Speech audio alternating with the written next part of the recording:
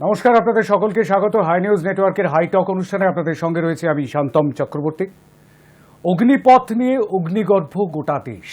অগ্নিপথ যে প্রকল্পটি গত মঙ্গলবারই ঘোষণা করেছিলেন কেন্দ্রীয় প্রতিরক্ষা মন্ত্রী রাজনাথ সিং, এবং সেই প্রকল্প ঘোষণার পর থেকে 4 বছরের জন্য কেন সেনা নিয়োগ করা হচ্ছে, কেন চুক্তিভিত্তিক সেনা নিয়োগ হবে, এই প্রশ্ন তুলে গোটা দেশ এই মুহূর্তে সত্যি সত্যি বেশ খানিকটা উত্তপ্ত, এটা বলা যেতেই পারে।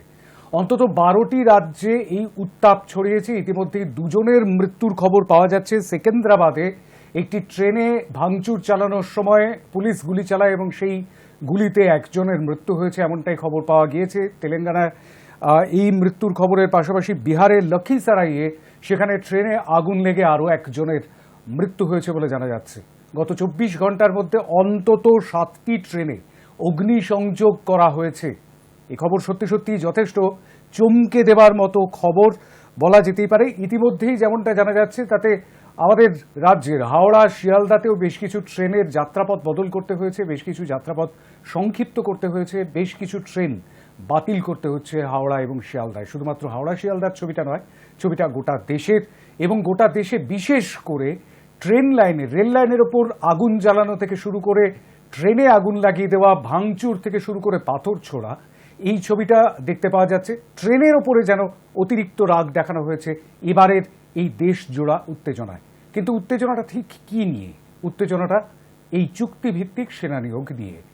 4 বছরের যে চুক্তির কথা বলা হয়েছে সেই চুক্তিটা অনেকেই মেনে নিতে পারেননি হয়তো। সরকার পক্ষের তরফে এমনটাই বলা হয়েছে যে এটা একটা সুবর্ণ সুযোগ দেশের যুব সম্প্রদায়ের জন্য, আর এই সুবর্ণ সুযোগ হাতছাড়া করা উচিত হবে না, কোনো প্ররোচনাতেই যেন পা না দেওয়া হয়, এই সংকেতটা জানানো হয়েছে কেন্দ্রের তরফ থেকে। কেন্দ্রীয় মন্ত্রীদের তরফ থেকে তো বটেই, স্বরাষ্ট্রমন্ত্রী অমিত শাহ যেমন জানিয়েছেন, সেই সঙ্গে সঙ্গে রাজনাথ সিংও বলেছেন যে দেশের যুবকদের জন্য সুবর্ণ সুযোগ এনেছে অগ্নিপথ। অন্যদিকে আরও একটা বিষয় ঘটে গিয়েছে ইতিমধ্যেই, গত 24 ঘন্টার মধ্যেই। সেটা হচ্ছে 17.5 থেকে 21 বছর বয়সীদের ক্ষেত্রে এই সুযোগ দেওয়া হয়েছিল কেন্দ্রীয় স্বরাষ্ট্র মন্ত্রকের তরফে, কিন্তু সেই ঊর্ধ্বসীমাটা প্রথম বছরের জন্য 23 বছর করে দেওয়া হয়েছে ইতিমধ্যেই প্রধানমন্ত্রীর অনুমতিক্রমে।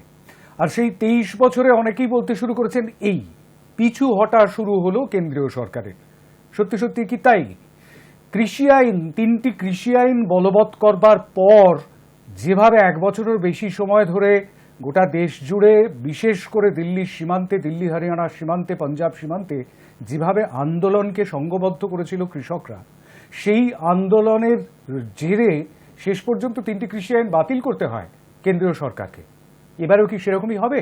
সেরকমই অন্তত মনে করছে কেউ কেউ, মনে করছেন কোনো কোনো রাজনৈতিক ব্যক্তিত্ব। তবে রাজনৈতিক দলগুলির তরফ থেকে কিন্তু সেভাবে সরকারি বিবৃতি, মানে সরকারিভাবে বিবৃতি, স্বীকৃত বিবৃতি রাজনৈতিক দলগুলির তরফ থেকে তেমনভাবে পাওয়া যাচ্ছে না এখনো পর্যন্ত। এরপর হয়তো পাওয়া যেতে থাকবে। যদিও ইতিমধ্যেই রাহুল গান্ধী আজ সকালেই একটি টুইট করেন এবং সেখানে তিনি বলেছেন অগ্নিপথ যুব সম্প্রদায় বাতিল করলো, চাইল না তারা। কৃষি কানুন অর্থাৎ কৃষি আইন কিসানো নে নকারা, অর্থাৎ কৃষিজীবীরা তাকে মেনে নিতে পারল না। নোটবন্দি অর্থনীতিবিদরা মেনে নিতে পারেননি, জিএসটি ব্যবসায়ীরা মেনে নিতে পারেননি। এরপরেই রাহুল গান্ধী লিখেছেন যে देश की जनता क्या चाहती है ये बात प्रधानमंत्री नहीं समझते, क्योंकि उन्हें अपने मित्रों की आवाज के अलावा कुछ सुनाई नहीं देता। অর্থাৎ নিজের বন্ধুদের ছাড়া আর কারোর কণ্ঠস্বর তিনি শুনতে পান না। দেশের জনতা ঠিক কি চাইছে সেটাই কিন্তু এই মুহূর্তে সবচাইতে বড় প্রশ্ন। সবচাইতে বড় প্রশ্ন এটাই হয়ে দাঁড়িয়েছে এই মুহূর্তে যে দেশের জনতা কি তাহলে সরকারকে বুঝতে ভুল করছে?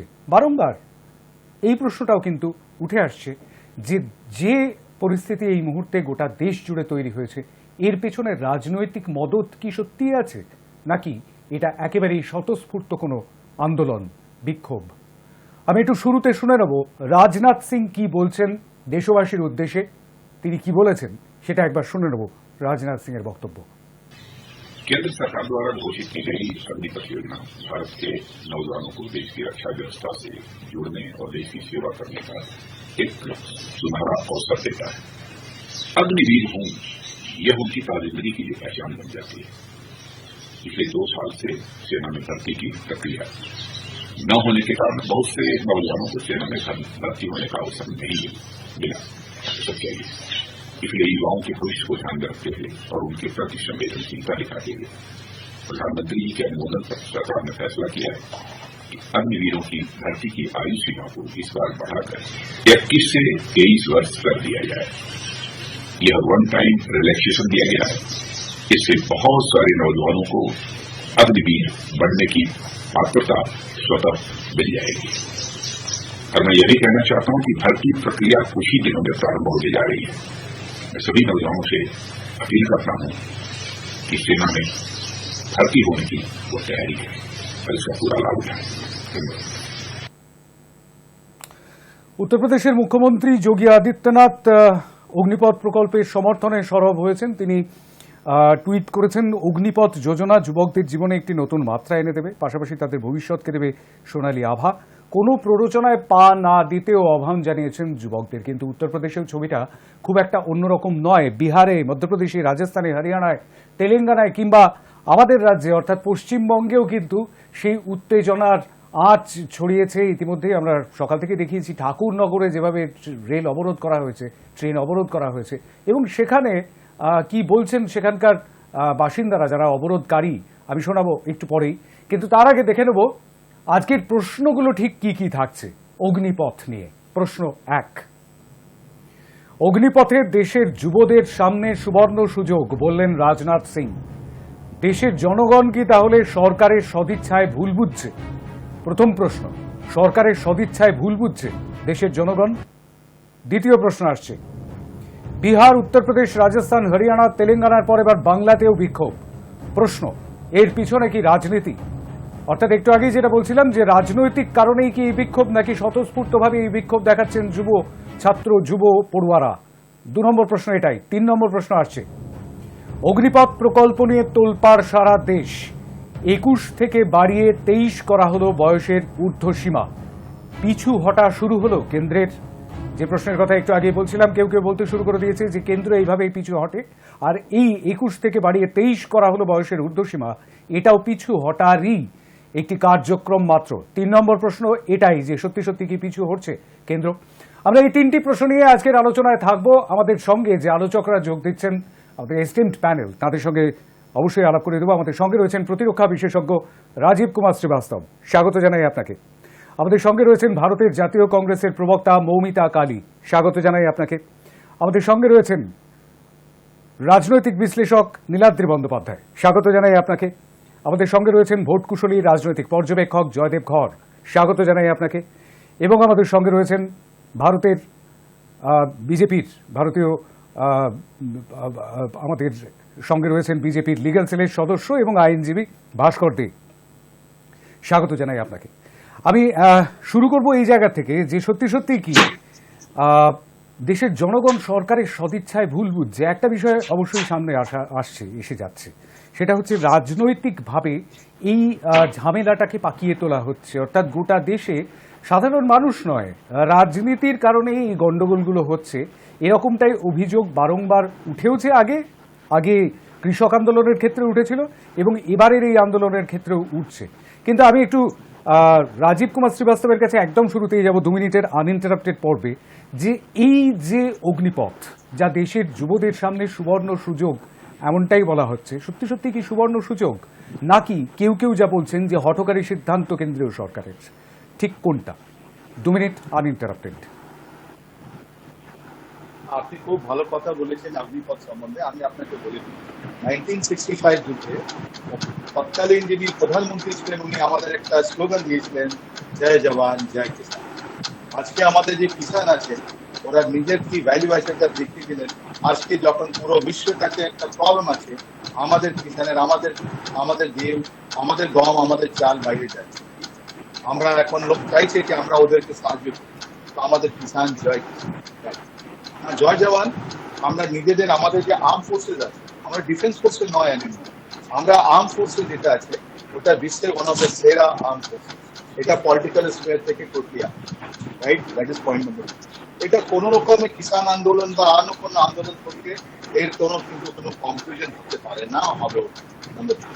নাম্বার 4, কার্গিল যুদ্ধে আমাদের একটা কমিটি হয়েছিল, যেটা আমরা বলেছিলাম কার্গিল রিভিউ কমিটি। ওই কার্গিল রিভিউ কমিটিতে অনেকগুলো রেকমেন্ডেশন ছিল। ওটা যদি আমি সামারাইজ করে দুটো পয়েন্টে বলি, ওরা দুটো বলেছিল যে সেনার যেটা যুদ্ধ করার যারা মানুষগুলো আছে, যারা ফৌজি লোক আছেন, ওদের বয়সটা কম করে একটু ইয়াং প্রোফাইল নিয়ে আসো। আর দ্বিতীয়, আমাদের টেকনোলজি ইন্টেন্সিভ আর্মি আমাদেরকে বানাতে হবে।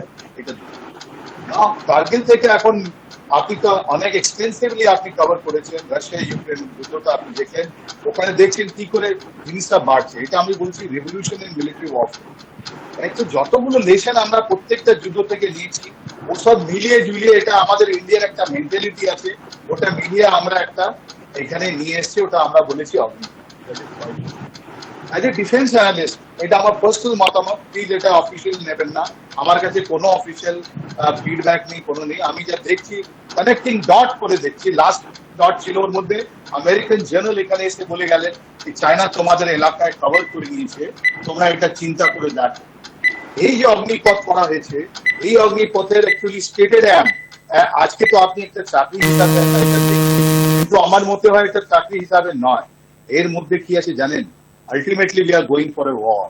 এটা pre battle indicator of the war. And war যেটা আমাদের অ্যাডভার্সারি আছে দুটো আপনি দেখছেন, আমাদের পাকিস্তান এন্ড চায়না। পাকিস্তান আমাদের কিন্তু কোনো, আমরা ওদের থেকে আর ভয় করি না, ওরা কোনো ফ্যাক্টরি নয়। ইনফ্যাক্ট ওখানে আপনার ওনার যে প্রধানমন্ত্রী ছিলেন ইমরান খান কিছুদিন আগেই বলে দিলেন যে Pakistan in the verge of collapse and divide into 3। তাহলে আমাদের অ্যাডভার্সারি কারা? আমাদের অ্যাডভার্সারি হলো আমাদের নর্দার্ন বর্ডার, অনেক প্রচুর বড় বর্ডার, 12,000 ফিট থেকে উপরে আমাদেরকে লড়তে হবে। ওখানে কমব্যাট রেশিও যেটা আমরা বলি, যদি একটা চাইনিজ কমিউনিস্ট পার্টি যেটা আর্মি, চায়নার পার্টি নয়, চায়নার আর্মি নয়, এটা চাইনিজ কমিউনিস্ট পার্টি আর্মি যেটা আমরা বলি পিপলস লিবারেশন আর্মি, ওকে যদি একজন লোককে আমাকে হারাতে গেলে আমাকে 9 থেকে 12 লোক দরকার থাকবে। এটা কমব্যাট রেশিও, মানে ওদের যদি 10 জন লোক এক জায়গায় বসে আছে আর আমাকে যদি ওদের উপরে আক্রমণ করে এটা সরাতে হলে আমাকে 90 থেকে 100 লোক দরকার হবে। That is the requirement of my high altitude area warfare. Now এতগুলো 9 to 10 ফোল্ড যেটা আমরা, বা 12 ফোল্ড বা 16 ফোল্ড, এটা কার্গিল যুদ্ধ আপনিও দেখলেন। যদি এরকম লোক যদি দরকার থাকলে আর চায়নার সঙ্গে আমাদেরকে এখন সোজাসুজি মুখামুখি হতে হবে, তাহলে ওই লোকটা কোত্থেকে আসবে? আপনি যদি আপনি আর্মিকে বাড়ান, তাহলে আপনার স্যালারি, আপনার পেনশন, আপনার অনেকগুলো। তাই জন্য এরা কি করেছে, border the concept from western, ওরা নিয়ে এসছেন কনসেপ্টকে চেঞ্জ করে। ওরা বলছেন তুমি অগ্নিপথে আসো, তুমি একটা কম্পালসরি ট্রেনিং নাও। আর এটা ভারতীয় সেনাতে আগেও আছে, আমি বলে দিলাম। আমাদের যে অফিসার গুলো ছিলেন, ওরা শর্ট সার্ভিস কমিশন এটা আমরা বলতাম, officer training academy Chennai, officer training academy Gaya থেকে ওরা 5 বছরের জন্য আসছেন। এটা শুধুমাত্র আপনার জওয়ানদের জন্য, আর্মি, এয়ারফোর্স, নেভির জন্য এটা হয়েছে। এটা হয়েছে keep the edge limit so that they can fight at their adversary. Right. আমি আরো বিস্তারিত আলোচনায় অবশ্যই আসবো আপনার কাছে, কারণ এই বিষয়টা বুঝবার আছে। সেটা হচ্ছে যে আর্মি যে সমস্ত, মানে সেনাবাহিনীর যে সমস্ত গুরুত্বপূর্ণ পদক্ষেপগুলো, সেই পদক্ষেপগুলো সাধারণ মানুষ ততটা বুঝতে পারে না। কিন্তু সাধারণ মানুষ আজকে যারা এই মুহূর্তে বিক্ষোভ করছেন গোটা দেশ জুড়ে এবং জাতীয় সম্পত্তির ক্ষতিও করছেন, বিক্ষোভটা অবশ্যই তারা করতে পারেন, কিন্তু সেই বিক্ষোভটা করতে গিয়ে জাতীয় সম্পত্তির ক্ষতিটাও করছেন যে তারা, সেটাও কিন্তু ভাববার একটা বিষয়। আমি আসবো অবশ্যই সেই বিষয়টাতে, কিন্তু আমি একদম প্রাথমিক আলোচনায় রয়েছি। 2 মিনিটের আনইন্টারাপ্টেড পর্বে আমি জয়দেব ঘরের কাছে যাব। 2 মিনিট আনইন্টারাপ্টেড। সত্যি আজকে বড্ড দুঃখের দিন। স্বাধীনতা সংগ্রামীরা নিজেদের উপার্জিত অর্থ দেশের জন্য বিলিয়ে দিয়ে দেশ ও মাতৃকার সেবায় নিজেদের উৎসর্গ করেছিল এবং বলি প্রদত্ত হয়েছিল দেশের উদ্দেশ্যে। আর আজকের যুব সমাজ নিজের ক্ষুদ্র স্বার্থ রক্ষার তাগিদে এবং শুধুমাত্র পকেট ভরার উদ্দেশ্যে আজকে রাষ্ট্রের সম্পত্তি হানি করতেও দ্বিধা বোধ করছে না, পিছপা হচ্ছে না। এরা কি সত্যি আগামী দিনে সেনাবাহিনীতে যোগদানের যোগ্য? এটাই আজকে বড় প্রশ্ন। যারা আজকে রাষ্ট্রের সুরক্ষা না করে রাষ্ট্রের সম্পত্তিতে আগুন ধরিয়ে দিচ্ছে, তারা কি অর্থের বিনিময়ে বর্ডারে দাঁড়িয়ে নিজের জমির নিজের অস্তিত্বকেও বিক্রি করে দেবে না বিদেশি শক্তির হাতে? কারণ এরা তো টাকা চেনে, শুধু টাকা চেনে, অর্থ চেনে, এরা নিজেদের স্বার্থ চেনে, এরা তো চেনে না ভারত মাতার সেবা করার সেই অঙ্গীকার এদের মধ্যে নেই। আজকে যদি দেশমাতৃকার সেবা করতে এরা এত উদ্বুদ্ধ হতো, 4 দিন কেন, একদিনের সুযোগ পেলেও নিজেকে ধন্য মনে করত। আজকে হাসি মুখে নিজেদের কেরিয়ার আমাদের নেতাজি সুভাষচন্দ্র বসু থেকে দেশবন্ধু চিত্তরঞ্জন রায় বিলিয়ে দিয়ে আজকে ফাঁসি কাটের মঞ্চে এগিয়ে গেছে শত শত যুবক শুধুমাত্র দেশমাতৃকাকে স্বাধীন করবার উদ্দেশ্যে। আর আজকের যুবক শুধু নিজেদের চাকরি, পয়সা, টাকা, স্বার্থের তাগিদে রাষ্ট্রের সম্পত্তিতে আগুন ধরিয়ে দিচ্ছে। এদের চিহ্নিত করা হোক এবং এদেরকে আগামী দিনে সেনাবাহিনীতে কেন দেশ সেবার কোনো কাজেই যেন না নেওয়া হয়। কারণ দিনের শেষে মনে রাখতে হবে, সেনাবাহিনী চাকরি নয়, সেনাবাহিনী হচ্ছে স্বেচ্ছাসেবা। সেবার মনোভাব নিয়ে আসবে, সেখানে রাষ্ট্র অনুদান দেয়, যেটুকু দিচ্ছে 24 থেকে 26 বছর বয়সে 10 থেকে 12 লক্ষ টাকা রিটায়ারমেন্টের সময়, এবং প্রতি বছরে 4 লাখ, 5 লাখ এবং 6 লাখ। সে যখন রিটায়ার করবে তার মোটামুটি ব্যাংক ব্যালেন্সে কিছু না হলেও 10 থেকে 15 লক্ষ টাকা থাকবে। আজকে কোন যুবক 21-22 বছর বয়সে 15-16 লাখ টাকা রোজগার করতে পারে? তাতেও তাদের মন ভরছে না। তারা চাইছে নিরাপত্তা, সুনিশ্চয়তা। এটা কি সরকারি চাকরি? এটা তো দেশের সেবা। সেই ফারাকটা ভুলে গেছে এরা আজকে নিজেদের স্বার্থ সিদ্ধির জন্য, দেশ মাতৃকার জন্য কিছু করতে চায় না, শুধু নিজেদের স্বার্থ রক্ষা করতে চাইছে। তাতে দেশ দুর্বল হবে, দেশের সেনাবাহিনী দুর্বল হবে, এবং দেশ আগামী দিনে যখন সম্মুখ সমরে মিলিত হবে, আর্টিফিশিয়াল ইন্টেলিজেন্সিতে সমৃদ্ধ চায়নার মুখোমুখি করবে, তখন কিন্তু ভারতবর্ষ দুর্বল পরিণত হবে। তাই সব ভারতীয়, আমি আসবো অবশ্যই ক্রস ডিসকাশনে আসবো জয়দেব বাবু আপনার কাছে। আমি মৌমিতা কালীর কাছে চলে যাবো 2 মিনিটের আনইন্টারাপ্টেড পর্বে। মৌমিতা, অগ্নিপথ আজ সারা ভারতবর্ষের বোধহয় সমস্ত জায়গা জুড়ে চোখ রাখলেই দেখতে পাওয়া যাচ্ছে আজ ভারতবর্ষ অগ্নিপথ হয়ে গেছে। আমি একা বলছি না, আমার মন গড়া কথা নয়, আপনাদের টিভি চ্যানেল দেখাচ্ছে, বিভিন্ন সংবাদ মাধ্যম দেখাচ্ছে। হ্যাঁ, আমরা কোনোভাবেই সমর্থন করি না যে ক্ষণিকের উত্তেজনায়, ক্ষোভের বশে যদি সরকারি সম্পত্তিতে কেউ আগুন ধরিয়ে দেয়, তার ক্ষতি করে, সেটা কোনোভাবেই কাম্য নয়। তার কারণ হলো ক্ষণিকের উত্তেজনার বশে যদি দেখা যায় কোনো জিনিস সে নষ্ট করছে, তাহলে আগামী দিনে তার ভবিষ্যৎটা কিন্তু কোনোভাবেই পোক্ত হয় না, সেটা কোনো সদিচ্ছা বা ইতিবাচক মনোভাবের প্রকাশ ঘটে না। পাশাপাশি আপনাকে কিন্তু এটাও মাথায় রাখতে হবে, সরকারি কোষাগারে যে আজকে আমরা যে অর্থনৈতিক সমস্যার মুখোমুখি হয়েছি, সেই জায়গায় ব্যয় সংকোচনের জন্যই কিন্তু আজকে অগ্নিপথে যে 4 বছরের যে একটা যেটা অস্থায়ী চুক্তি ভিত্তিতে নিয়োগের কথা হচ্ছে, যদিও আমরা কিছুক্ষণ আগে দেখলাম 21 থেকে বয়সটা বাড়িয়ে 23 করা হচ্ছে, কিন্তু এখানে তো শান্তমবাবু এই প্রশ্নটাও আসে, 4 বছর বাদে তারা যখন তাদের অবসরের দিকে যেতে হবে, তখন তাদের ভবিষ্যৎটা কি? হ্যাঁ, তাদের মধ্যে থেকে একটা পার্টিকুলার অংশ সেখানে হয়তো চাকরি পাবে, বাকিদের অবস্থাটা কি হবে? আমরা বাংলায় দেখেছি সিভিক ভলেন্টিয়ার, এবার তাহলে আমরা কি দেখবো দেশের মাটিতে সিভিক সেনা? এখানে আন্দোলনের যে কথাটা আপনারা বলছেন, রাজনৈতিক আন্দোলন, এটা ওটা সেটা, কোনো রাজনৈতিক দল কিন্তু এখানে আন্দোলনে নামেনি, নেমেছে তারা যাদের জন্য এই অগ্নিপথ নামক স্কিমটা তারা চালু করেছেন, তাই তো?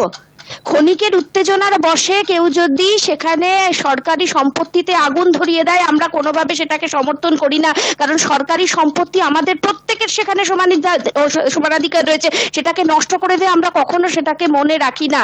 পাশাপাশি আমাদেরও কিন্তু মাথায় রাখতে হবে এই জিনিসটা, যখন উত্তেজনার বশে তদানীন্তন সরকারের বিমাতৃসুলভ আচরণের জন্য আমরা যখন বিধানসভায় কখনো কখনো তাণ্ডব চালিয়েছিলাম, সেখানেও কিন্তু সরকারি সম্পত্তি নয়ছয় করা হয়েছিল, তাই না? তাহলে সেদিনকে কি এই কথাটা বলা উচিত ছিল না, এদের বিধানসভায় পাঠানো উচিত নয়, যারা সরকারি সম্পত্তি এইভাবে নষ্ট করছে, যে আগামী দিনে সরকার চালানোর কোনো অধিকার তাদের নেই, যোগ্যতা তাদের নেই? মানুষের কথা ভাবতে হবে, দেশের যুবকের কথা ভাবতে হবে। আর এটা তো মোদী সরকারের বরাবরের ট্রেন্ড, যখনই দেখা যায় আমরা অনেক বেশি ভয়াবহতা বিপর্যয়ের সম্মুখীন হয়েছি, ঠিক তখনই তারা এমন কোনো একটা সিদ্ধান্ত নেন, একটা পরিকল্পনা সামনাসামনি আমাদের এগিয়ে দেন, মানুষের মাইন্ডসেট ডাইভার্ট হয়ে যায়। আমি একা বলছি না, আপনাদের চ্যানেল দেখাচ্ছে, আপনারা বলুন। আর আজকে যেখানে সেনাবাহিনীর কথা বলা হচ্ছে, সেনাবাহিনীর ভবিষ্যতের কথা বলা হচ্ছে, সেখানে সেনাবাহিনী কিন্তু সত্যি বিপন্ন, তাদের সুরক্ষা বিপন্ন। 4 বছর বাদে কোথায় যাবেন তারা? কোন জায়গায় যাবেন? ফ্যাফ্যা করে ঘুরে বেড়াবেন? এই হেলা ফেলা সারা বেলার মতো নিয়োগ আমাদের দরকার নেই। বেশ বেশ বেশ। স্বেচ্ছাসেবার নামে তো এইভাবে অস্থায়ী কিছু চলতে পারে না। আমি অবশ্যই আসবো ক্রস ডিসকাশন পর্বে। আমি ভাস্কর দের কাছে চলে যাবো 2 মিনিট আনইন্টারাপ্টেড পর্বে। ভাস্কর দে,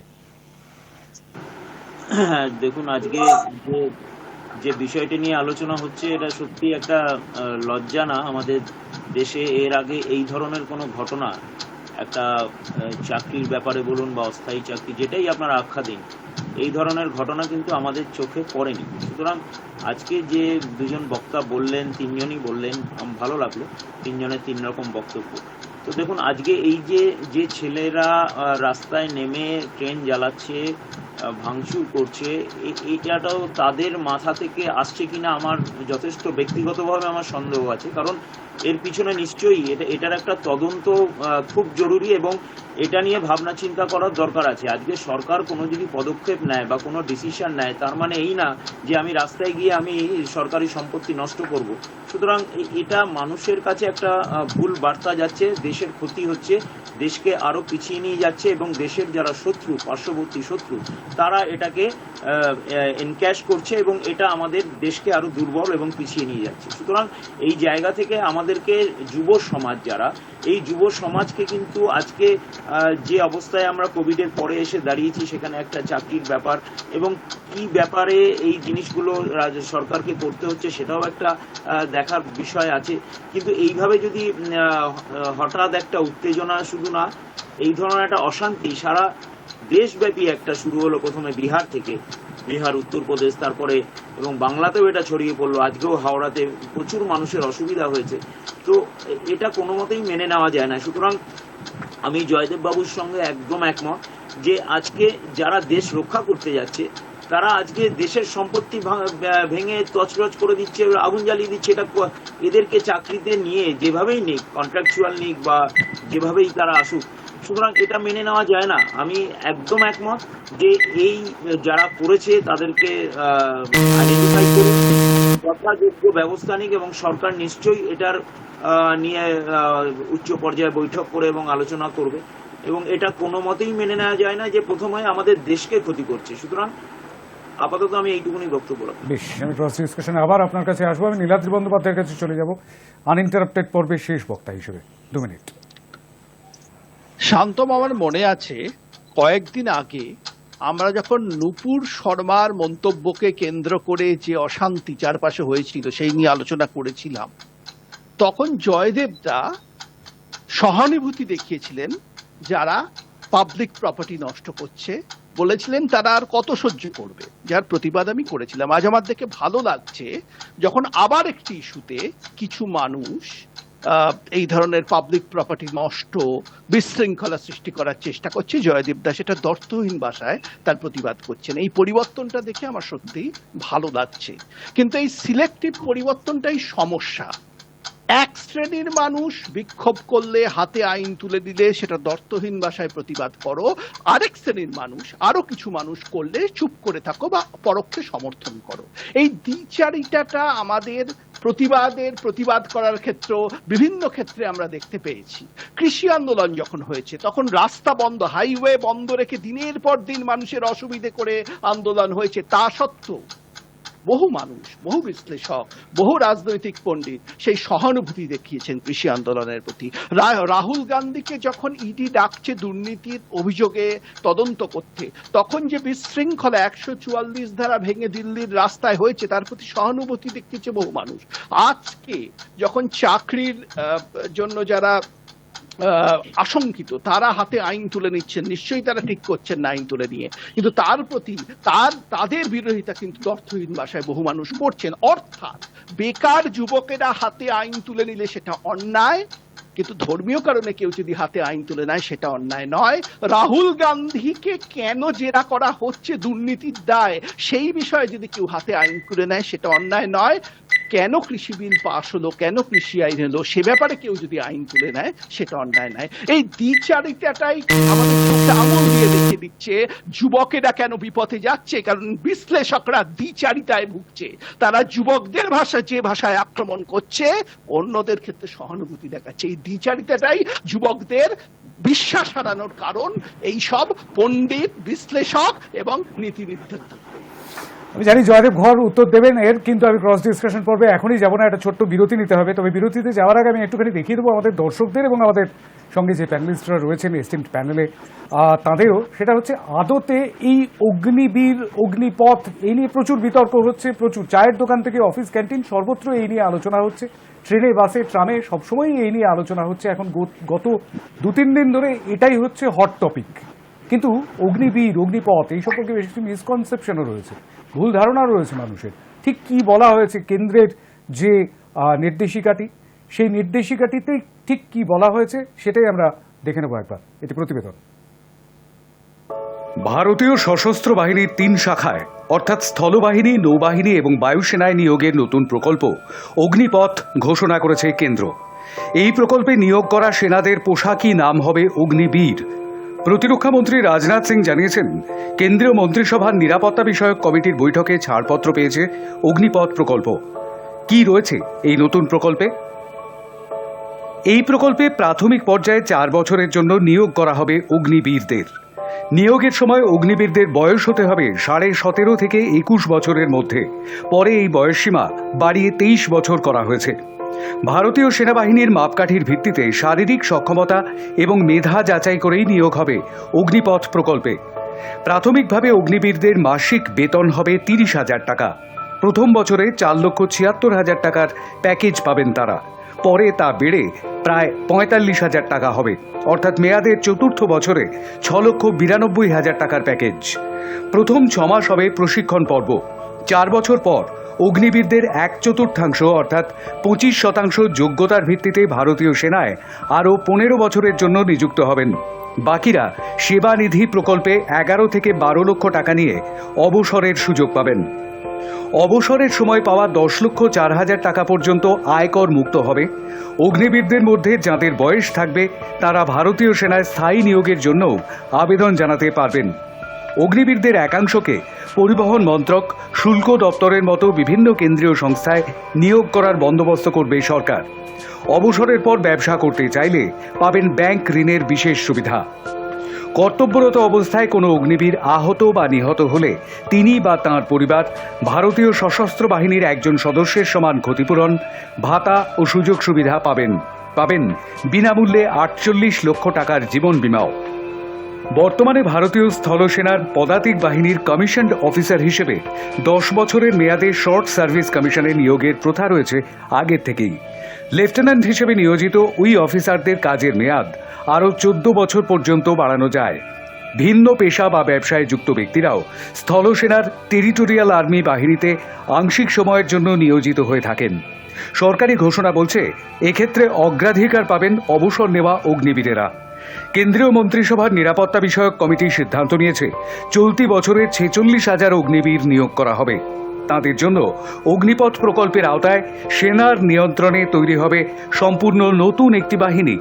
নতুন বাহিনীর ঊর্ধ্বে হবে ভারতীয় সেনার ধাঁচেই, তবে থাকবে চিহ্নিতকরণের জন্য পৃথক ব্যাজ ও রঙের ইনসিগনিয়া।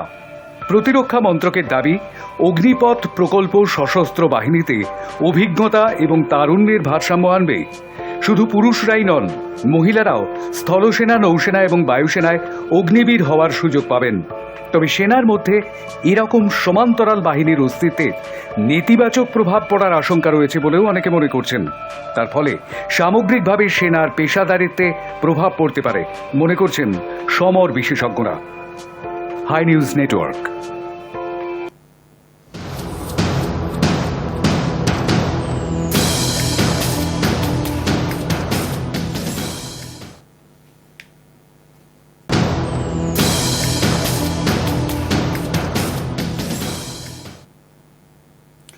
ফিরে এলাম বিরতির পর। বিতর্ক শুরু হয়েছে এবং সেই বিতর্ক চলতে থাকুক, কিন্তু সেই সঙ্গে সঙ্গে যে বিক্ষোভ, সেই বিক্ষোভের রেশ বাংলাতেও এসে পড়েছে। আমি একটু ঠাকুরনগরের ছবিটা দেখাতে বলবো। আমরা বিরতির পর ফিরে এসে ঠাকুরনগরে ঠিক কিরকম ছবি এই মুহূর্তে দেখতে পাচ্ছেন আপনারা, এবং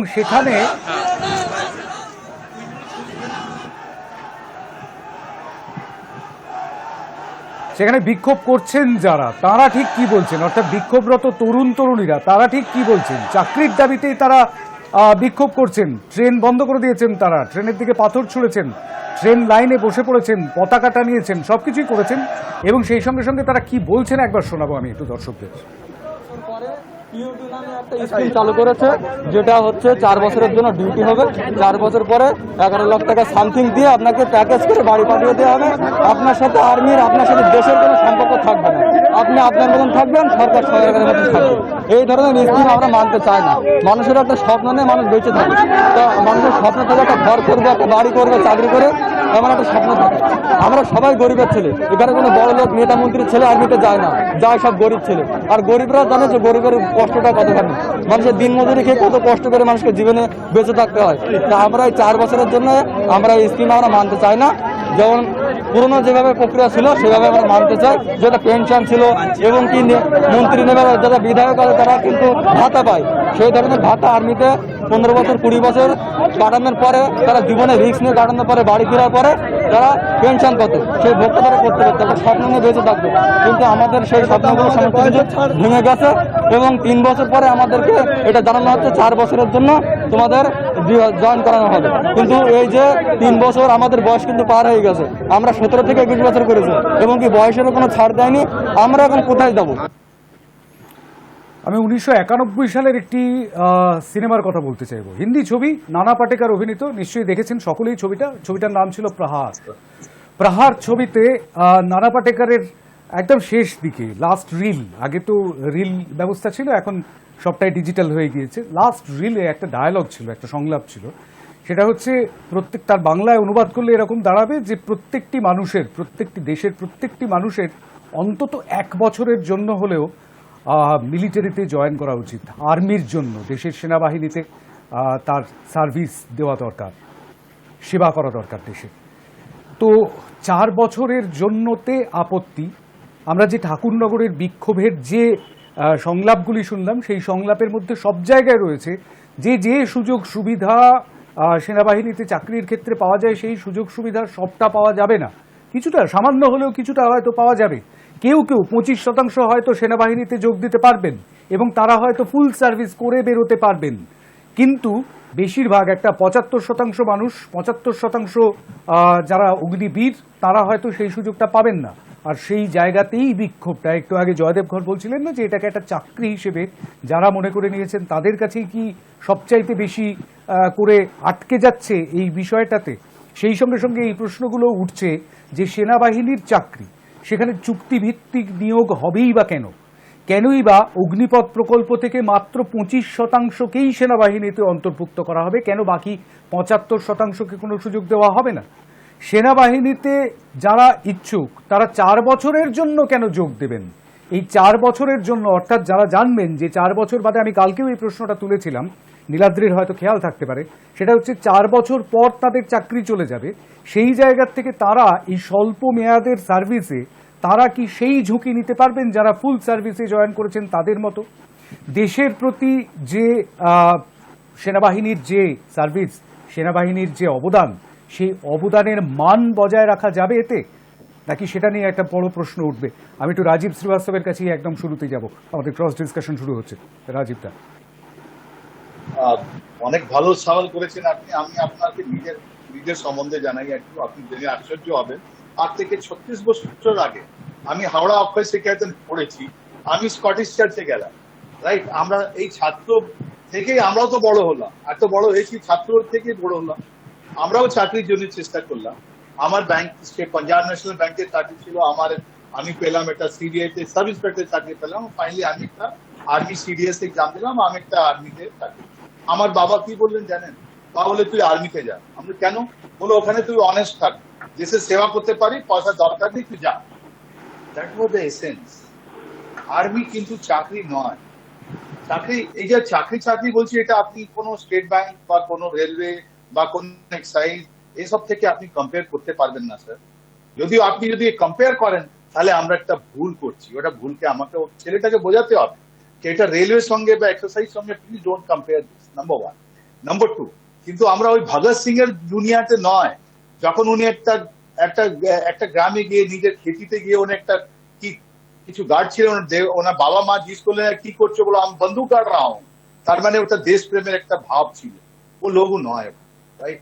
তাহলে আর কি করে লোক আছে? আমরা যদি সওয়াল আমাদের থেকে কোশ্চেন করা হয় কি why did you join the army, তুমি কেন করলে, এটা ইন্টারভিউ সময় জিজ্ঞেস করে অনেকগুলো আনসার আছে, অনেকগুলো আনসারের মধ্যে একটা আনসার আছে জানেন কেন?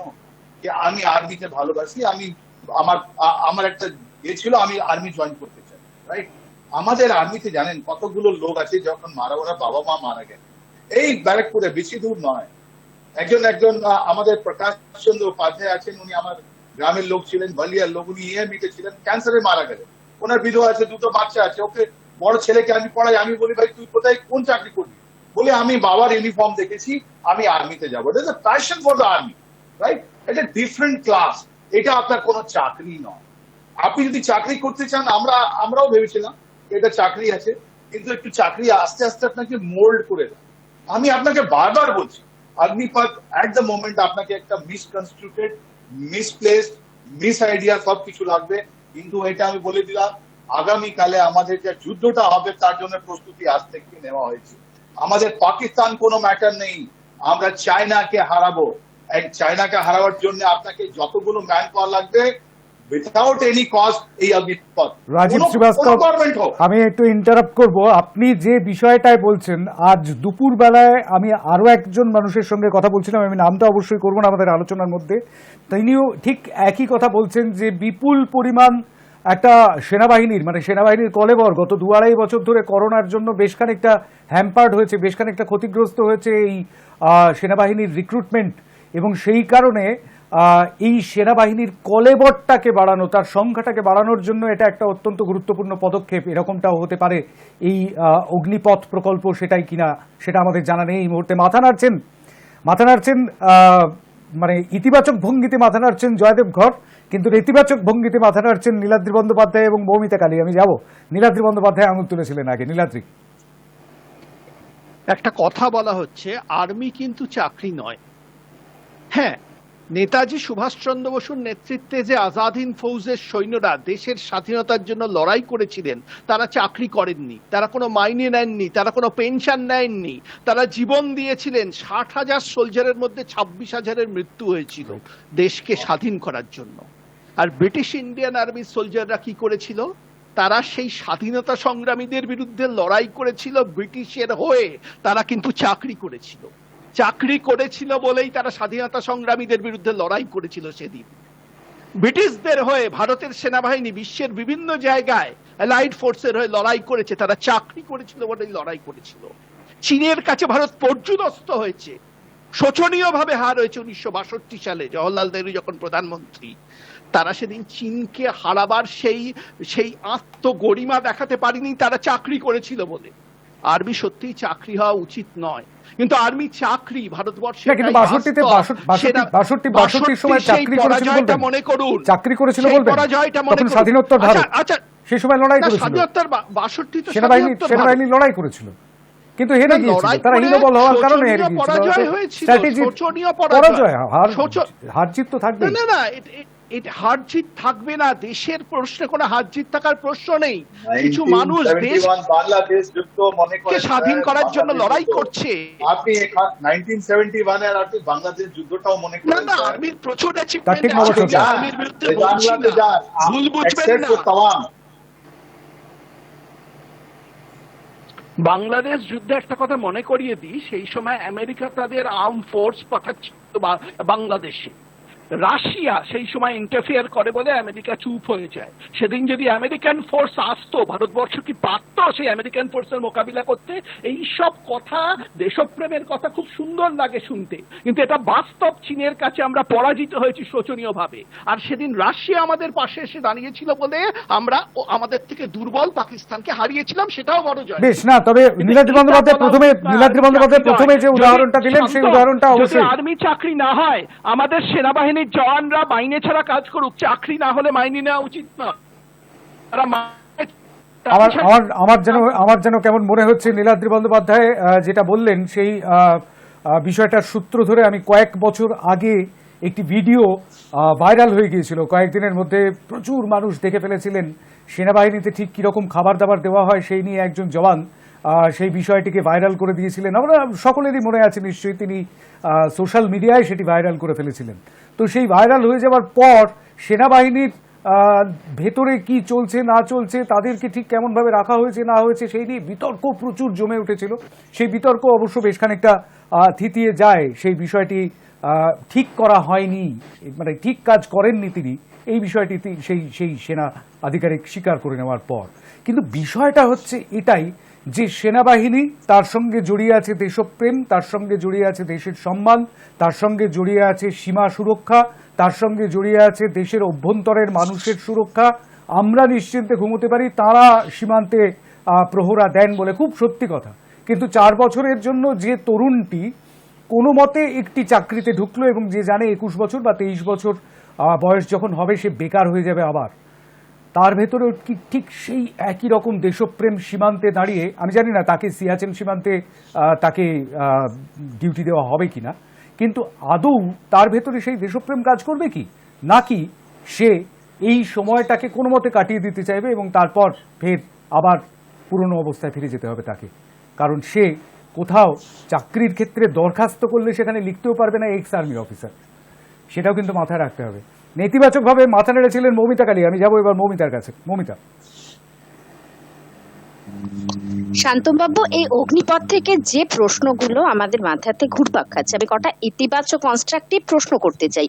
প্রথম কথা, আপনাদের এই যে ভিডিওতে যেটা অডিও শুনলাম, যে স্কিমগুলো এখানে আসছে, যে পয়েন্টগুলো উঠে আসছে, আপনি সেখানে সবার আগে দেখুন, আমরা যেটা দেখতে পাচ্ছি 17.5 বছর বয়স থেকে 21 বছর অব্দি সর্বোচ্চ সীমা ছিল। এই কি হলো, 21 বছর অব্দি সর্বোচ্চ সীমা ছিল, সেটা আজকে বাড়িয়ে 23 বছর অব্দি করা হয়েছে, তাই তো?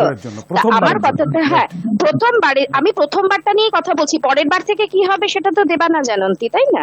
এখন আপনি জিনিসটা দেখুন, 17.5 বছর বয়স থেকে 23 বছর আপাতত আজকের হিসাব অনুযায়ী যেটা ধরতে হবে, সেখানে আমি দেখতে পাচ্ছি খুব সহজে চাকরি পাচ্ছে মানুষ। যদি বয়সের খাতিরে আপনি দেখেন, তা কথাটা হলো সেখান থেকে দেখলে আপনি একটা জিনিস পাশাপাশি চিন্তা করুন, 17 বছর থেকে 21 বা 23 বছর অব্দি চাকরি পাওয়ার যে সময়সীমা, 4 বছরের যে সময়সীমাটা দেখাচ্ছে, তার মানে দেশে কিন্তু বেকারত্বের বয়সটা কোন জায়গায় পৌঁছচ্ছে? 22 থেকে 27। কি করবে তারা? কোথায় পৌঁছবে? 17.5 বছর 18 বছর বয়সে একটা বাচ্চা ছেলে সবে মাত্র ভোটাধিকারের বয়স আসছে তার, 17.5-তে না 18-তে, তাকে 6 মাসের ট্রেনিংটা দিতে এসছে, সে ঠিক মতো পারবে তো? এখানে তো সেনাবাহিনীর একজন বসে আছেন, সেনাবাহিনীদের কি পরিশ্রম করতে হয় সেটা আমরা কেউ জানি না। যারা করে, এক হাতে প্রাণ নিয়ে আরেক হাতে কিন্তু অনেক স্বপ্নকে বিসর্জন দিয়ে তারা মাঠে নেমে লড়াই করেন, আর আমরা কিন্তু বিছানায় শুয়ে ঘুমোই, নিশ্চিন্তের ঘুমটা ঘুমোই। তাদের মধ্যে সেই দায়বাধ্যতাটা থাকবে তো?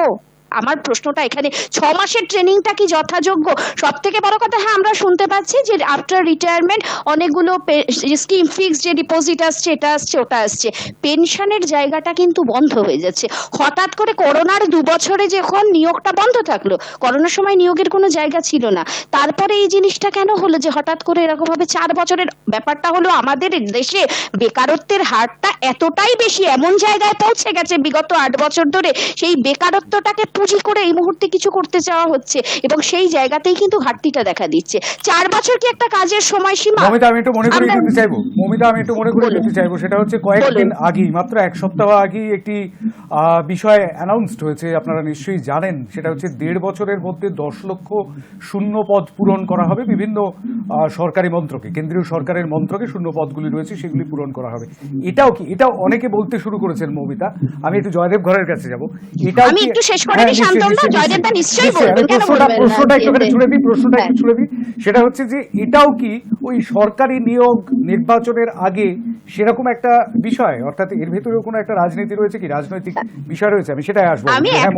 আমি জয়দেবদা নিশ্চয়ই বলবেন, তার আগে আমি একটু 20 সেকেন্ড বলে নিচ্ছি কথাটা। কাউকে আক্রমণও করছি না, কাউকে মানে ধুয়ে মুছে সাফ করতেও আসিনি, যেটা বাস্তব সেটা তুলে ধরছি। 8 বছর আগে সরকার করার সময় তো শুনেছিলাম বছরে 2 কোটি চাকরির প্রতিশ্রুতি, আর 8 বছর বাদে বেকারত্বের হারটা কোথায় পৌঁছে গেছে? তাই 1.5 বছরে 10 লক্ষ পদ পূরণের কথাটা আগে হোক তো, তাই না? মাসির গোপ গজালে মেশো তো তৈরি হতেই পারে, কিন্তু হলে তো আগে দেখুন না কি হয়। এবার জয়দেবদা বলুন। বেশ, হ্যাঁ, জয়দেব ঘর এবং ভাস্কর দেব পরপর যাবো। জয়দেব ঘর। প্রথমত বলি, আমি মোদির ঘোর বিরোধী নয়, আরএসএস এর ঘোর বিরোধী এবং বিজেপির স্বৈরতান্ত্রিক এবং স্বেচ্ছাচারী একনায়কতন্ত্রের ঘোর বিরোধী। যেভাবে বিশ্লেষক, রাজনৈতিক বিশ্লেষক নীলাদ্রি বাবু নূপুর শর্মার সঙ্গে সেনাবাহিনীর অগ্নিপথ স্কিমকে গুলিয়ে দিতে চাইলো, সেটাই আরএসএস এর ঘরানা। আরএসএস জানে কিভাবে নূপুর শর্মার সঙ্গে অগ্নিপথকে গুলিয়ে দিতে হয়, কিন্তু আমরা ভারতীয়রা জানি নূপুর শর্মা সাম্প্রদায়িক এবং নূপুর শর্মা অসহিষ্ণুতার প্রতীক। তার সঙ্গে অগ্নিপথের প্রকল্পের কোনো তুলনা বা কোনো সামঞ্জস্যই নেই। সেই জন্য নীলাদ্রি বাবুকে প্রথমেই মনে করিয়ে দিতে চাই, আমি কোনো দ্বিচারিতা করিনি, বরং করেছেন আপনি। এবারে আমি প্রসঙ্গে ফিরি। আজকে আপনারা বলছেন যে অগ্নিপথ প্রকল্পের পরে যারা 4 বছর চাকরি বা আপনাদের ভাষায় কাজ করে ফিরবে তাদের ভবিষ্যৎ কি? সিএপিএফ, আসাম রাইফেল, প্যারামিলিটারি এবং বিভিন্ন রাজ্য সরকারি পুলিশে নিয়োগের জন্য সমস্ত রাজ্য সরকাররা প্রায় রাজি হয়ে গেছেন যে যারা অগ্নিপথ প্রকল্পে অগ্নিবীরের সার্টিফিকেট নিয়ে বেরোবেন তাদেরকে বিভিন্ন রাজ্য সরকারের অধীনে পুলিশে চাকরি দেওয়া হবে। Assam rifle, paramilitary, BSF, CRPF, ITBP, CRPF, জয়দেববাবু সামান্য একটু কারেকশন আছে, সামান্য একটু কারেকশন। সেটা হচ্ছে সামান্য, এটা নয়, এটার পিছনে একটা রাজনীতিও আছে। সেটা হচ্ছে প্রধানত বিজেপি শাসিত রাজ্যগুলো এবং তাদের মুখ্যমন্ত্রীরাই মোটামুটি এই প্রস্তাবগুলো দিয়েছেন। সুরক্ষা আর দেশের সুরক্ষা পুলিশ প্রশাসনের মধ্যে দয়া করে আপনারা বিজেপি, কংগ্রেস, তৃণমূল, সিপিআই পশ্চিমবঙ্গ সরকারের তরফ থেকে এখনো পর্যন্ত জানানো হয়নি কিন্তু সেরকম কিছু। তারা নাও বলেনি, হ্যাঁও বলেনি। আপনি এটা বলতে পারেন না যে তারা না বলেছে। তারা নাও বলেনি, হ্যাঁও বলেনি। চিন্তা ভাবনার জায়গায় নিশ্চয়ই রয়েছে, তারা চিন্তা ভাবনা করে পাঞ্জাব সরকার, দিল্লি সরকার এরাও কিছু জানাননি এখন। জায়গায় আসবে পাঞ্জাব সরকার, রাজস্থান সরকার এরাও এখনো জানাননি। করার জায়গা আছে, কিন্তু যাদের আছে তাদের মধ্যে যারা বলেছে আপনারা সদর্থক বার্তাটা দেবার চেষ্টা করুন সমাজকে, যে তারা ব্যাংকে আরেকটা জিনিস, কালকে অর্থমন্ত্রী সীতারামন, নির্মলা সীতারামও বলেছে বিভিন্ন ব্যাংকে সিকিউরিটির পোস্টে কিন্তু তাদের দেওয়া হবে, এখনো দেওয়া হয়। শর্ট সার্কিট কমিশন থেকে যারা বেরিয়ে আসে তাদের, মানে আপনি বলছেন যে না, আপনি বলছেন জয়দেব বাবু যে সদর্থক, জয়দেব বাবু আপনি বলছেন যে শুধুমাত্র সদর্থক দিকটাই দেখবো, নঙর্থক দিকটা দেখবো না, তাই তো?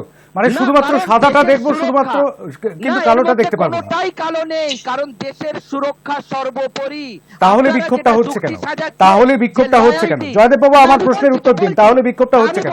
বিক্ষোভটা হচ্ছে একদল স্বার্থান্বেষী, স্বার্থপর এবং মানে এই 12টা রাজ্যে শুধুমাত্র স্বার্থপর স্বার্থান্বেষীরাই বিক্ষোভটা করছেন, তাতিয়ে দিচ্ছে, একদল মানুষ তাতিয়ে দিচ্ছে তাদেরকে। কেন বলি, আপনি একটা যুক্তি দিচ্ছিলেন যে যারা বর্ডারে গিয়ে লড়বে 4 বছর পর কে তাতাচ্ছে? জয়দেবদা, জয়দেবদা একদল মানুষ কারা? এই একদল মানুষ কারা যারা বিজেপি শাসিত রাজ্যে যুব সমাজকে তাতিয়ে দিচ্ছে? আপনি বলুন, আপনি তো রাজনীতিটা বন্ধ রাখুন, একটু রাজনীতিটা বন্ধ আরে রাখুন। রাজনীতির কথাই তো মানে বলছেন, রাজনীতি তো আসবে, এই দেশের সমস্ত সিস্টেমটার মধ্যে রাজনীতি জড়িয়ে আছে জয়দেব বাবু। জয়দেব বাবু, রাজনীতিটা জড়িয়ে আছে সর্বস্ব। বললেন একদল মানুষ তাকিয়ে দিচ্ছে, তারা কারা বলুন? কালকে আরে বললেন তো, আপনি জানেন তো, আপনি তো বললেন, আপনি বলুন, উত্তরটা বলুন কারা তাতাচ্ছে? উত্তরটা শুনি, নীলাদ্রি উত্তরটা শুনি। জয়দেব বাবু কি বলছেন? জয়দেব বাবু 15 সেকেন্ড সময়, 15 সেকেন্ড। ডিপিআরও পরিষ্কার করে বলেছে এর পেছনে বিভিন্ন বাণিজ্যিক সংস্থা দায়ী। মানে বাণিজ্যিক সংস্থা তাতিয়ে দিচ্ছে? বাণিজ্যিক সংস্থা মানে যুব সমাজ? আচ্ছা বেশ, বাণিজ্যিক সংস্থাগুলি, জয়দেব বাবু বলছেন বাণিজ্যিক সংস্থাগুলি তাকিয়ে দিচ্ছে, তার মানে এর পেছনে রাজনীতি নেই, তার মানে এর পেছনে রাজনীতি নেই, রাজনীতি নেই। জয়দেব বাবু, অ্যাকর্ডিং টু জয়দেব ভট, এর পেছনে কোনো রাজনীতি নেই। এর পেছনে আমার তো এটাও প্রশ্ন ছিল, আমি একটুখানি মনে করিয়ে দিই, আমার দ্বিতীয় প্রশ্ন ছিল এটাই, আমার দ্বিতীয় প্রশ্ন এটাই ছিল। এক মিনিট,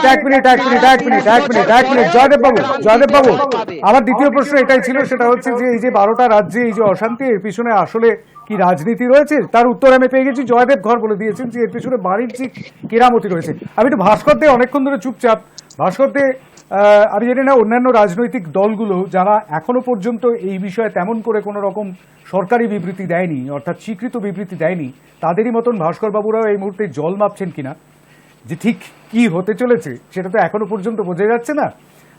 তবে নিয়োগ শুরু হওয়ার সঙ্গে সঙ্গে বোধহয় জানা যাবে বেশ খানিকটা, কিন্তু প্রশ্নগুলো রিমেন্স, প্রশ্নগুলো থেকে যাচ্ছে, তাই নয় কি ভাস্কর বাবু?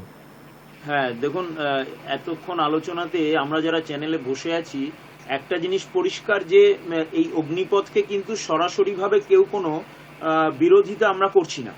সুতরাং আজকে যে প্রশ্নটা আসছে, দেশের সুরক্ষা তো সবার প্রথম, এবং এই যে 4 বছরের পর ভবিষ্যৎ, আচ্ছা আমরা যারা পড়াশোনায় ভালো হই, ফার্স্ট সেকেন্ড থার্ডকে আমরা আলাদাভাবে গুরুত্ব দিই, তো এই 25%টাকে আমরা সেই জায়গায় কেন রাখছি না?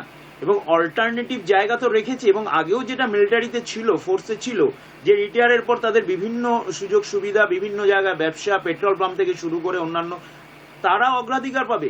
এবং আমরা দেখেছি যে কোনো মেট্রোপলিটন সিটিতে রাস্তার উপরে তারা কোনো স্ন্যাক্সের দোকান বা কোনো রকম কনফেকশনারি, এই জিনিসগুলো কিন্তু তারা অগ্রাধিকার পায়।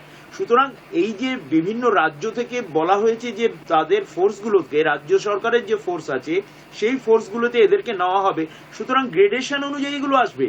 ফার্স্ট সেকেন্ড থার্ড অবশ্যই একটা জায়গা পাবে, তারপরে 10 জন একটা জায়গা পাবে। সুতরাং এই অগ্নিপথ যেটা বললেন, রাজীববাবু যেটা বললেন, খুব ভালো লাগলো শুনে, আমিও জানতে পারলাম যে এটা কিন্তু একটা প্যারামিলিটারি হিসাবে ধরা হচ্ছে আগামী দিনে ভারতকে আরো সুরক্ষিত রাখার জন্য। কারণ চীন যেভাবে আমাদের আগ্রাসন করছে, অনেকদিন ধরেই আমাদের জমি দখলের চেষ্টা করছে, সেখানে আগেকার সঙ্গে কিন্তু এখনকার পরিস্থিতিকে মেলালে চলবে না। যেটা নীলাদ্রিবাবু বললেন 71-62, সেই সময়কার যুদ্ধের পরিস্থিতি, সেই সময়কার মিলিটারি, সেই সময়কার অস্ত্র সম্ভার এখন পুরো অন্যরকম। সুতরাং সেটা করতে গেলে আমাদের যেটা দরকার, বাহুবল বা ফোর্স, ম্যান ফোর্সটা কিন্তু প্রচন্ডভাবে দরকার।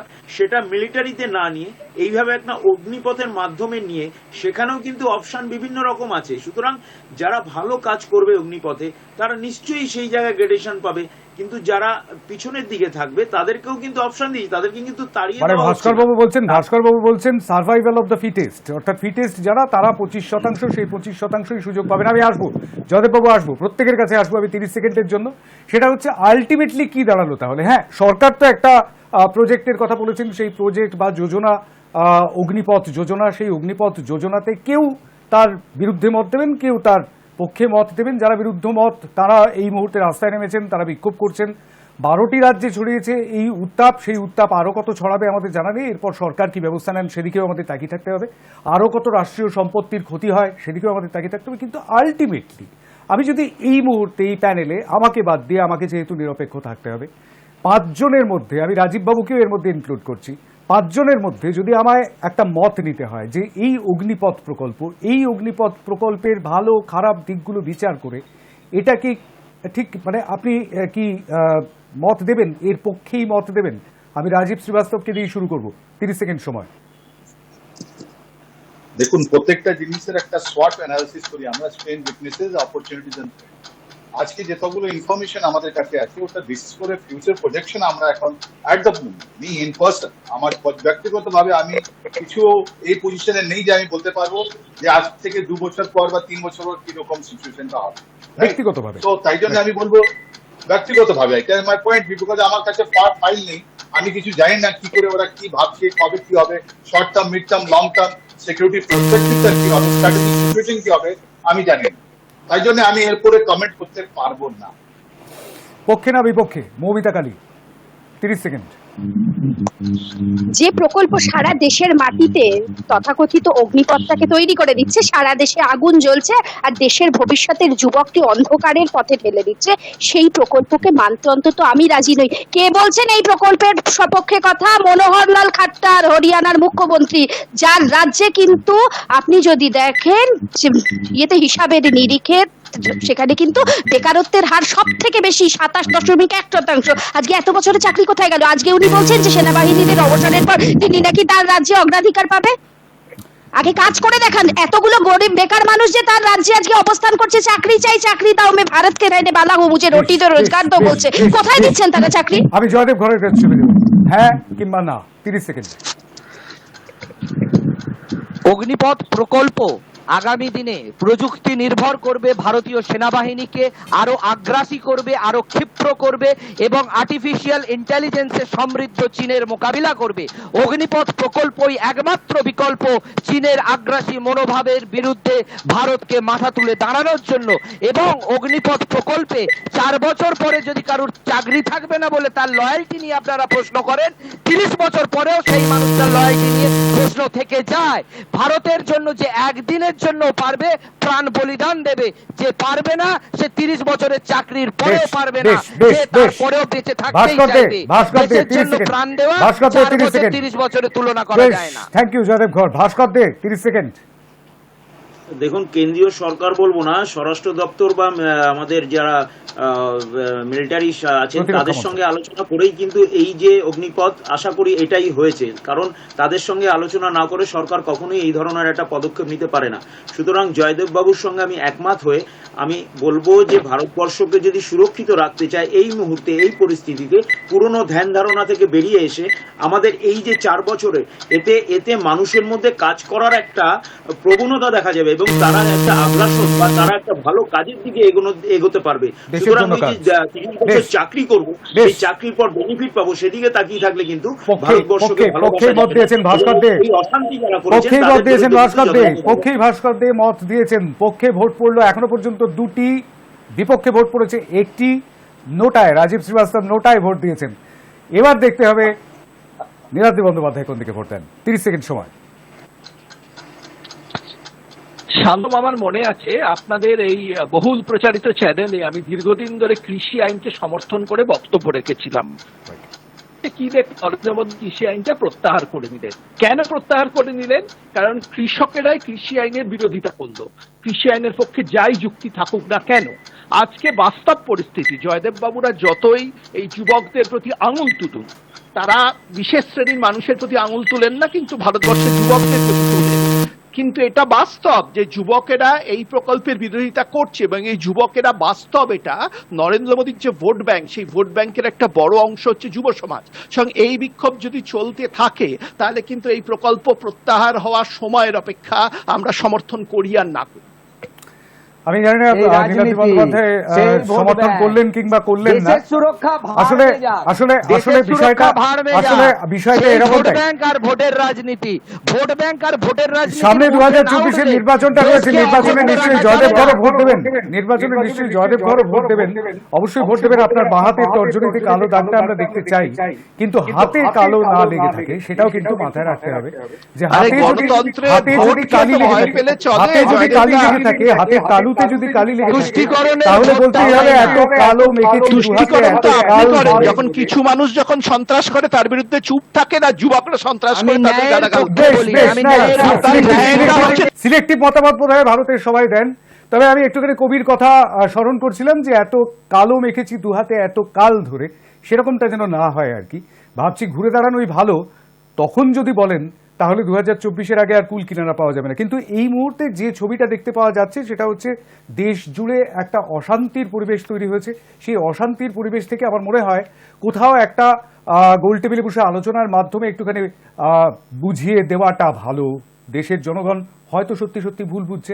আরও একবার কেন্দ্র সরকারকে আজকের আলোচনায় উপস্থিত থাকার জন্য অনেক অনেক ধন্যবাদ মৌমিতা কালী, অনেক ধন্যবাদ নীলাদ্রি বন্দ্যোপাধ্যায়, অনেক ধন্যবাদ ভাস্কর দে, অনেক ধন্যবাদ জয়দেব ঘর, অনেক ধন্যবাদ রাজীব শ্রীবাস্তবকে আমাদের সঙ্গে উপস্থিত থাকবার জন্য। আমরা এখানেই একটা ছোট ভোটাভুটি সেরে নিলাম, কিন্তু সেই ভোটাভুটিতে তো পরিষ্কার করে কিছু বোঝা যায় না। পরিষ্কারভাবে জানা চাই জনগণের মতামত।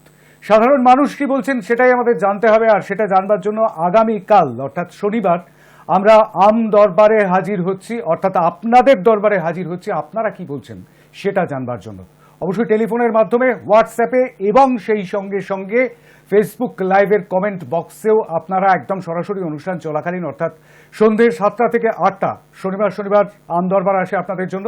আপনি বলবেন, গোটা দুনিয়া শুনবে, আর আপনি আপনার স্বাধীন মতামত জানাবেন যে সত্যি সত্যি সরকারের এই সিদ্ধান্তের কি যৌক্তিকতা আছে, কেন্দ্রীয় সরকার যে সিদ্ধান্ত নিয়েছে তা ঠিক না ভুল বলবেন আপনি, শুনবে গোটা দুনিয়া। আজকের হাইটক এই পর্যন্তই। নমস্কার।